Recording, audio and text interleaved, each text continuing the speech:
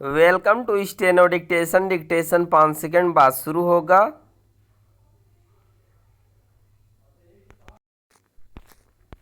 Start.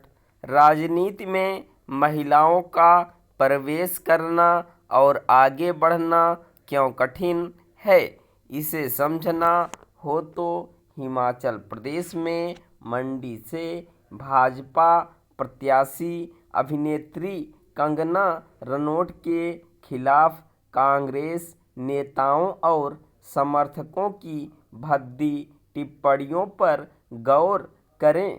सबसे निराशाजनक यह है कि कंगना को लांछित करने वाली टिप्पणियां कांग्रेस की महिलाओं ने भी की।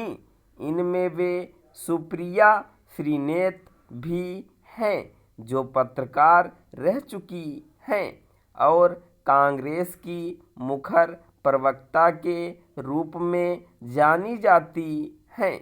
यह पहली बार नहीं है जब किसी महिला नेता पर भद्दी टिप्पणियां की गई हों।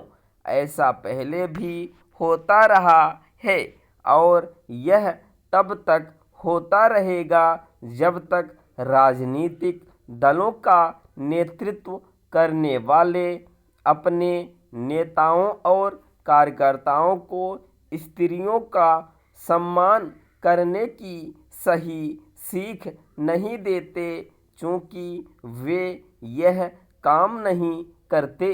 इसलिए उनके समर्थक भी अभद्र भाषा का इस्तेमाल करते हैं। इंटरनेट मीडिया ने उनका काम और आसान कर दिया है।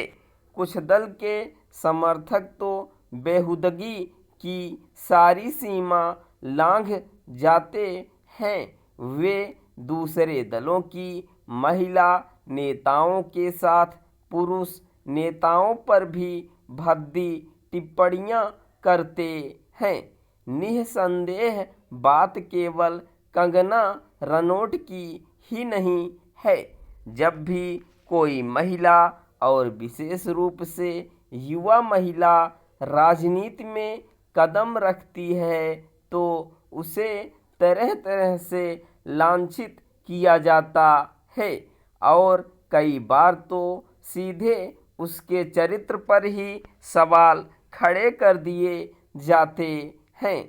यदि कोई अभिनेत्री चुनाव मैदान में उतरती है तो उस पर कुछ ज़्यादा ही छींटाकशी की जाती है।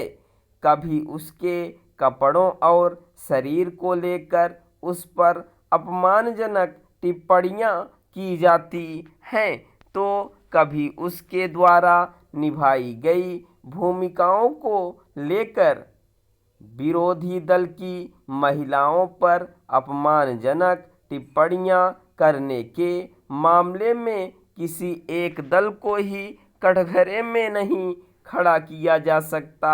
और इसका प्रमाण है बंगाल की मुख्यमंत्री ममता बनर्जी के खिलाफ भाजपा नेता दिलीप घोष की अमर्यादित टिप्पणी।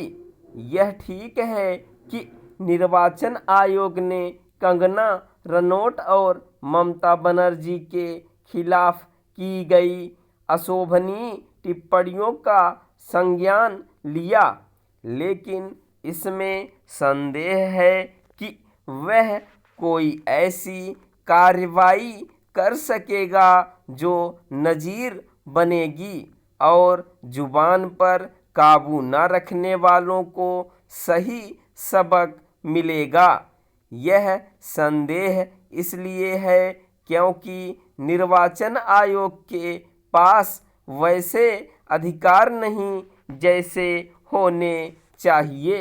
जुबान संभाल कर बात न करने वाले इसीलिए बेलगाम रहते हैं क्योंकि उन्हें यह भय नहीं होता कि निर्वाचन आयोग उन्हें कठोर दंड का भागीदार बना सकता है। कंगना रनौत और ममता बनर्जी पर जैसी ओछी टिप्पणियां की गईं वे केवल राजनीति में भाषा के गिरते स्तर को ही रेखांकित नहीं करती, बल्कि यह भी बताती हैं कि अपने देश में सार्वजनिक संवाद का स्तर कितना गिर गया है। यह समझ लिया जाए तो बेहतर कि यदि राजनीति में सक्रिय महिलाओं की गरिमा का ध्यान नहीं रखा जाएगा तो समाज में भी उनके प्रति अनुकूल वातावरण का निर्माण नहीं होगा। स्टॉप।